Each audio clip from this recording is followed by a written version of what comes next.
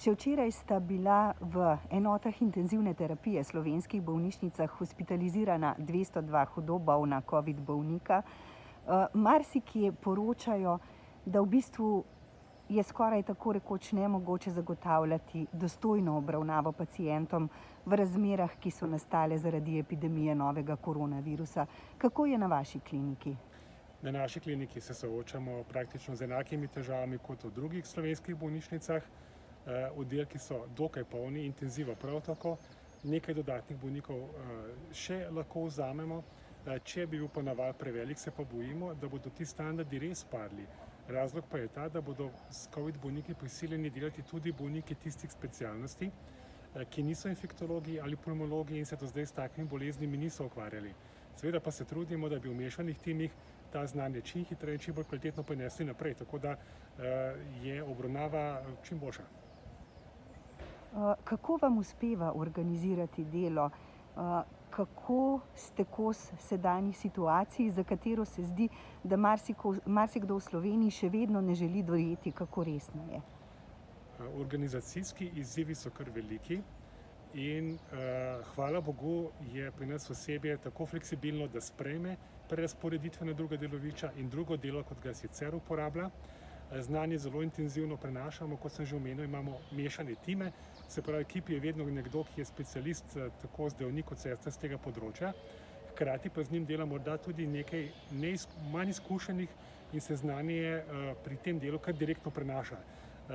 Tako da nimamo takih timov, da bi bili samo specialni ali pa pravzaprav bolj začetniški. Zaenkrat to gre, imamo tudi težave z obolevanjem kadra, tudi s karantenami, ampak z načinom kontrol prenosa okužb znotraj bolnišnice, ki ga imamo, smo zaenkrat učinkoviti in bolnica lahko funkcionira. Po drugi strani pa, če pogledava, ne glede na vse ukrepe, ki trenutno veljajo v slovenski družbi, ki so tako rekoč ponovno ustavili življenje, se epidemija v drugem valu nikakor noče ustaviti. Kakšna je vaša napoved, kako se bo v prihodnjem mesecu, v decembru, odvijalo to dogajanje? Je mogoče pričakovati, da se bo drugi val preprosto prelil v tretjega? Ukrepi, kot jih vidite, še zdaleč niso zaustavili življenje v Sloveniji. Če gremo samo na naše ceste, lahko vidite, da se dnevno vozi in migrira večje število ljudi. Glavno težišče prenosa pa so pa trenutno podjetja in firme. Ni zdaj postregel z novimi podatki pred nekaj dnevi, kjer jasno se vidi, da večina prenosa se trenutno zgodi v firmah, v podjetjih. Razlogi za to pa so premalo dela na domu in pa nedosledno spoštovanje ukrepov za preprečevanje okužbi v mnogih podjetjih. Ne rečem, da nekatere niso zelo natančne in zelo pazijo na svoje delavce, ampak pri mnogih pa se tega ne bi mogli reči. In kako bi kot zdravnik, vem, da ste to velikokrat doslej že povedali v tem času, odkar traja epidemija, prepričali nekoga, ki še vedno ne želi verjeti v resnost te bolezni in v strašljivo bilanco, ki jo ta povzroča pri nas? Ni moj namen, da jaz prepričujem ljudi, kot da gre za neko novo verstvo ali sekto. Ljudje so po mojem prepričanju, vsaj velika večina od njih, racionalna bitja in če slišijo naša sporočila, če lahko razumno preberejo informacije, ki so na voljo, bodo to tudi razumeli. Velika večina to razume. Velika večina, da. Pa vendar, mogoče bi vas vprašala v tem kontekstu, omenili ste, da se v delovnih okoljih še vedno ne upošteva dovolj ukrepov. Občasno se pojavijo tudi določene zabave, kljub vsemu, kljub opozorilom. Kakšni so predlogi svetovalne skupine za epidemijo, ki deluje v sklopu Ministrstva za zdravje? Kaj boste v prihodnjih dneh predlagali vladi? Ukrepi, ki so predlagani, pravzaprav imajo potencial, da zajezijo epidemijo in to dokaj učinkovito, kot smo to videli v pomladanskem valu. Samo držati se jih je treba.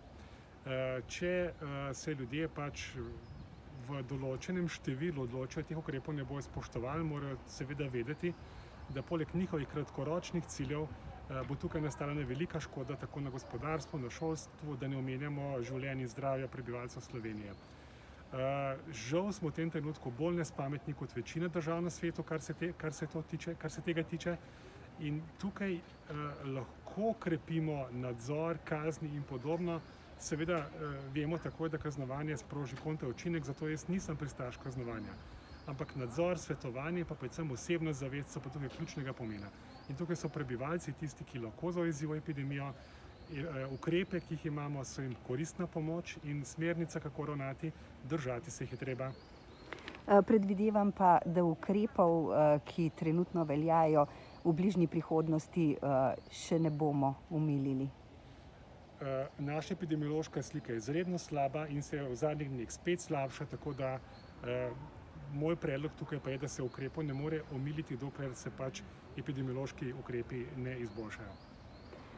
Morda še to, kako pa komentirate razmere v domovih za starejše? Razmere v domovih za ostarele so zaskrbljujoče, ponekod tudi alarmantne. O razlogih za to smo že velikokrat, tudi jeseni, že avgusta, septembra sem opozarjal, da ko je zadosti število okuženih med samim prebivalstvom, se ne da zajeziti vdora virusa v domove, tako prek morebitnih izhodov in obiskovalcev, ki so v zadnjem času povsod prepovedani, kot tudi prek osebja. Osebje je mlajše, hodi domov k družinam, ni imuno na okužbe in potem pač v asimptomatski fazi lahko prenese tudi v dom. Na obzorju so sedaj novi ukrepi z obveznim periodičnim testiranjem zaposlenih. Mogoče bomo na ta račun tudi uspeli zajeziti kakšen izbruh, predvsem pa tukaj spet velja apelirati na zaposlene, da se ob minimalnih znakih okužbe testirajo, se preventivno izločijo in pa tudi, da živijo življenje na način, da ne bodo rizični za prenose okužb. Kakšna pa je vaša vizija, vaša napoved glede nadaljnjega poteka epidemije? Kdaj jo bomo premagali? Ob sprejetju zadnjih ukrepov sem bil večji optimist, sedaj pa tega praktično ne znam več napovedati. Sproti spremljam število obolelih, ki jih imamo v bolnišnicah, kar je moje tudi trenutno merilo za kriterije, v kateri fazi se trenutno nahajamo. Je pa vse odvisno od prebivalcev Slovenije, od naše pameti ali nespametni, kdaj bomo širjenje virusa zaustavili. In če se primerjamo z ostalimi evropskimi in svetovnimi državami, smo tukaj na neslavnem koncu.